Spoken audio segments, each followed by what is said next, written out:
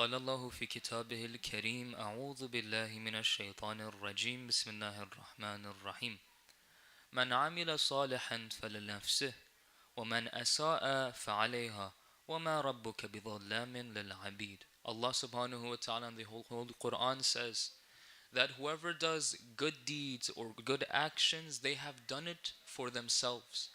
And whoever has done a misdeed or done wrong, they have done it against themselves. And Allah subhanahu wa ta'ala is not a creator or a Lord who is unjustice and unfair to his servants. After having gone through the final possible night of Qadr, some of us are going through multiple mixed emotions. Some are excited, some are pretty regretful, maybe I could have used the night better. Some are neutral, don't care at all. There are a bunch of people who were in their beds. But whatever the emotion, whatever the effect that someone is facing may be, Laylatul Qadr will leave its footprint on the following year of the individual. The night of Qadr, or the night of power, is named so since it has such a powerful role or plays such a powerful impact on the following year of an individual, based on how you made use of it, based on how you faced the night. Were you asleep? Were you eager? Did you make use of it? Were you negligent? Based on how you dealt with Laylatul Qadr, your following year until the next Laylatul Qadr is determined by how you treated that exact night. Some maybe were asleep, some were maybe at parties, but a lot of us had come to commemorate this night by doing dua, and indeed Allah subhanahu wa ta'ala shall reward us as such.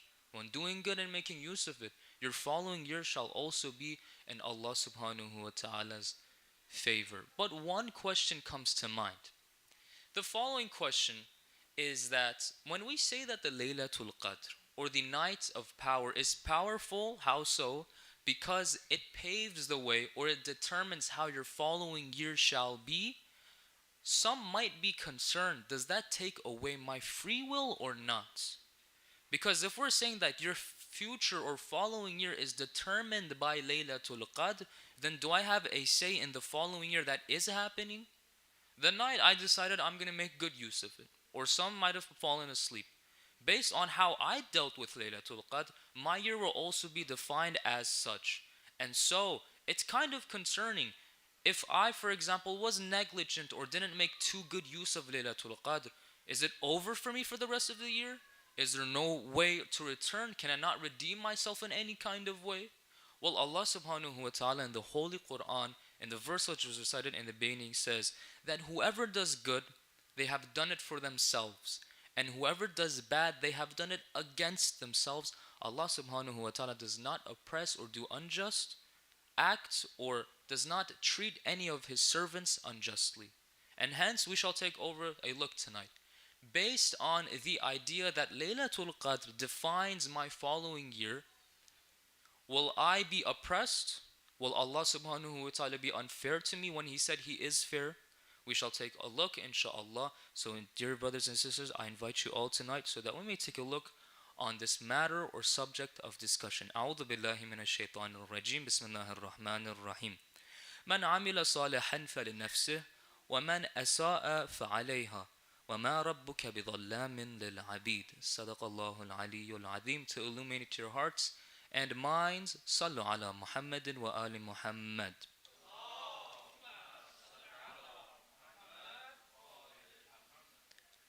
So to start this off, we must first come to terms with the fact that Allah subhanahu wa ta'ala isn't an oppressor. He is not unfair. How so? Well, when looking at it ourselves from our own narrations and our own revelations and what we have been taught, Allah subhanahu wa ta'ala has been described as a just and adil creator, the opposite of a zalim and unfair creator. Hence the verse, وَمَا رَبُّكَ بِظَلَّامٍ لِلْعَبِيدِ. And your Lord isn't unfair or isn't an oppressor to his own servants. Now, there are some schools of thought within the religion of Islam They believe that Allah subhanahu wa ta'ala, when a servant does something bad or does something good, it was decided and determined by him alone. You have no say in the matter. For example, the Ash'ari sect, one of the schools of thought in the Sunni side of Islam. They believe that when you do something bad or when you do something good, it's strictly because Allah subhanahu wa ta'ala willed it upon you. But then the question begs that if Allah subhanahu wa ta'ala really is the one who decides whether I do something good, whether I do something bad, me talking right now, I'm talking, Allah subhanahu wa ta'ala decided I'm going to talk tonight. And the day of judgment, does it really make sense for him to come and complain and argue that you did this, you did something wrong and throw me in hell? It wasn't my fault. I'm not the one who did it. Allah, you're the one who told me to do this. You're the one who planned this upon me. It's not my fault. And hence, such ideas or such descriptions of Allah subhanahu wa ta'ala are unjust or oppressive. Meaning that if Allah subhanahu wa ta'ala was as such, He is an oppressive and unjust creator. When thinking about it really, an idea like this doesn't really mix and match with the identity of Allah subhanahu wa ta'ala. Because no matter how you look at it, Allah subhanahu wa ta'ala, not that He can't be unjust, won't be unjust. For someone to say that someone else, for us to argue that Allah subhanahu wa ta'ala is evil, or He oppresses, or He does injustice, we first have to prove that He does do injustice.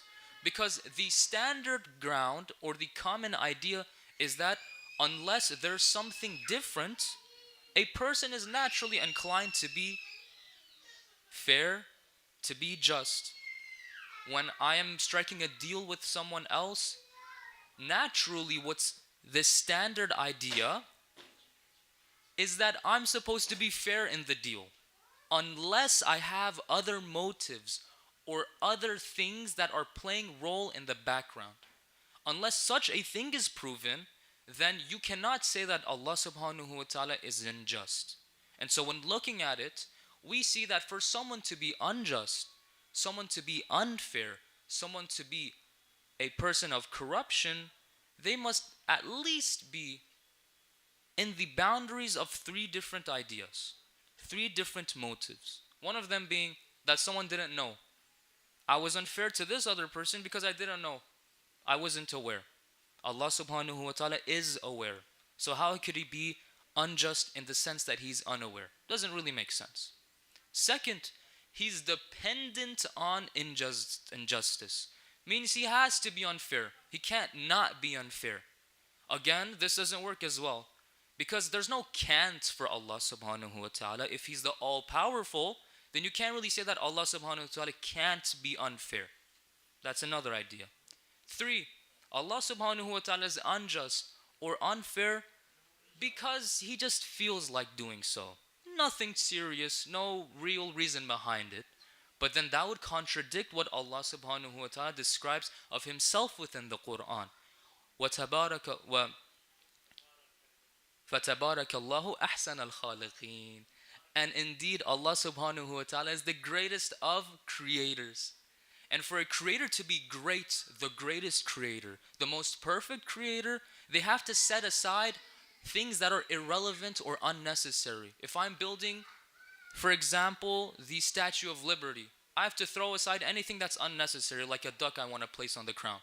No one would put that. No one would say that's a really good or great invention or creation. Instead, they say throw the irrelevant things, the things that are unnecessary aside, only stick to the things that are needed. And so if Allah subhanahu wa ta'ala really is the greatest creator and that's how His identity is, then for us to say that Allah subhanahu wa ta'ala wants to be unfair or unjust just because He feels like it doesn't really mix and match or isn't compatible with His identity as well. So we come to know that unlike the Ash'ari sect, which really doesn't make sense to apply to Allah subhanahu wa ta'ala's identity for Him to be unjust and oppressive, He in fact is fair, He in fact is just. He gives based on justice or what is deserving. And hence the question begs, if Allah subhanahu wa ta'ala himself says that Laylatul Qadri khayrun min alfi shahr, or وَمَا أَدْرَاكَ مَا Laylatul Qadr, you aren't able to understand Laylatul Qadr, or Laylatul Qadr is greater than 1,000 months, it's a night of power because it determines your following year, that kind of contradicts the idea that Allah subhanahu wa ta'ala isn't just. Because based on how I deal with the night, my following year is determined. My following year is defined by how well I made use of the night. If I was asleep, my year might turn out very monotone and neutral. If I made good use of it, I might be prospering greatly. If I was out partying or doing haram, then my year will probably be in shambles. And so, of course, again as we said, the question begs, how is it that Allah subhanahu wa ta'ala can be fair, can be just, when He Himself through the Imam alayhi salam, the Imam Baqir says that the good or bad or how you face the Laylatul Qadr defines your following year? Well, to answer simply, Allah subhanahu wa ta'ala does not actually define your following year completely by the Laylatul Qadr, but in fact gives you an upper hand on your following year based on how you use the Laylatul Qadr. The same thing works with exercise. You're a bodybuilder, for example. When you're a bodybuilder, you are expected to lift heavy weights. You can lift heavier than a regular or average person. How were you able to lift these heavy weights? How did you gain this ability? Because of exercise. Because you used your time, which defines the following time after that. I exercised, I worked out, I was healthy, and hence the time after that is defined by my exercise. I'm more capable of lifting heavy weights, or I'm more prone, or I'm more expected to be able to lift heavy weights, aside from a person who isn't as healthy or is just a potato couch, sitting all day, watches TV, on social media, eats chips, fries, snacks. Now I can't say I'm too good at this as well. But a person like this, based on the time that he used, will also be expected to not be as strong or as great compared to a person who is a healthy bodybuilder. The same thing is with Laylatul Qadr. In fact, the Imam Baqir alayhi salam says that your night is defined by Laylatul Qadr, but وَلِلَّهِ فِيهَا الْمَشِيَّةِ. But Allah subhanahu wa ta'ala decides what happens in your following year. How does that work? When Laylatul Qadr is completely defined by, when my year is completely defined by Laylatul Qadr, but then Allah subhanahu wa ta'ala also gets a say, that means it doesn't really mean Laylatul Qadr completely defines what's going to happen for you in the future, but in fact gives a more probable outcome of how you will deal with the following year. If I use the year well, then Allah subhanahu wa ta'ala, just like a muscle, will give me the ability to be stronger in face of sin. If I use the night greatly, then Allah subhanahu wa ta'ala will aid me to do good. But if I use the night horribly, then I'm not really going to be as strong when dealing with the following year. Temptation, sin, wrong ideas, cheating, injustice, corruption, I will be more prone to do those than if I had used Laylatul Qadr better. Does that mean I'm forced to do that exact act? No, not at all. But because of how you dealt with yourself prior to that, you will be expected more likely to deal the following year in this certain way. And that's exactly why the Imam Sadiq alayhi salam, when he was asked that, Ya Imam Sadiq, or Ya Abu Abdullah, in hadith, that's how he's referred to, is it that creation is left completely alone, or is it that Allah subhanahu wa ta'ala forces His creation to do what they do? The Imam Sadiq alayhi salam says it's neither both. بَلِ الْأَمْرُ بَيْنَ الْأَمْرَيْنِ. It's in between. Sometimes it may happen that you're crossing by and you trip or you butt into a thief, a robber. Now the police come by. They catch you along with the robber. You get caught with the robber. You were forced to get caught in this circumstance or situation. Well, Allah subhanahu wa ta'ala, if He decided that would happen, yes, that would happen. But then, does that take away my free will? No, not at all. What happens is the following: this circumstance or situation is given to you, just like a video game. But how you deal with the circumstance, how you get your results, that is based on you. That's what the option you're given. So when I use Laylatul Qadr correctly, or by its true worth, then that doesn't mean that my following year is set in stone. But no, in fact, the circumstance will be given to you to use it better, but at the end of the day, the result is up to you. Hence, Allah subhanahu wa ta'ala in the Holy Quran, the verse which was mentioned in the beginning of Surah Al-Fussilat, the 46th verse, He says, Bismillahir Rahmanir Rahim, Man amila salihan falinafsih. Whoever does a good act, they have done it for themselves. وَمَنْ أَسَاءَ فَعَلَيْهَا. And whoever has done bad, they have done it against themselves. وَمَا رَبُّكَ بِظَلَّامٍ لِلْعَبِيدِ. And Allah subhanahu wa ta'ala is not the oppressor of His own servants. May Allah subhanahu wa ta'ala give us all the tawfiq and success of becoming among the true Shahs of the Ahlul Bayt alayhimus salam. And may we be all alim and amil to the teachings of the Quran and the Ahlul Bayt.